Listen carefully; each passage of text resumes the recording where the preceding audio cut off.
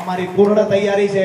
કોઈ પણ પાર્ટીની સરકાર હશે, ખેડૂતોના દેણા માફ થાય આ પ્રાયોરિટી છે. સિંચાઈનું પાણી પ્રાયોરિટી છે. અને જે PGVCL ના અધિકારીઓ ખેતરે ખેતરે હેરાનગતિ કરવા આવે છે, એ અધિકારીઓનો તો કમ્પ્લીટ વ્યાજ હારે હિસાબ લેવાનો છે. ટાઈમે ટ્રાન્સફોર્મર નથી દેતા, ટીસી બળી જાય, 2-3 દી સુધી ટીસી નથી આપતા, 5-5 દી સુધી ટીસી નથી આપતા. આપણે કહીએ ટીસી તો કે હાજર નથી. લાઈટ આપવાની હોય 440 વોલ્ટેજ સાથે, પૂરી લાઈટ નો આવે 8 કલાક તો એમાં 3 વખત ઝટકા મારે. આ પરિસ્થિતિ છે. મારી વાત સાચી છે? હવે મને એ કહો કે PGVCL ની હેરાનગતિ થાય ત્યારે ભાજપનો કોઈ નેતા તમારી હારે આવીને રજૂઆત કરવા આવે છે ખરો? કોઈ આવતું નથી.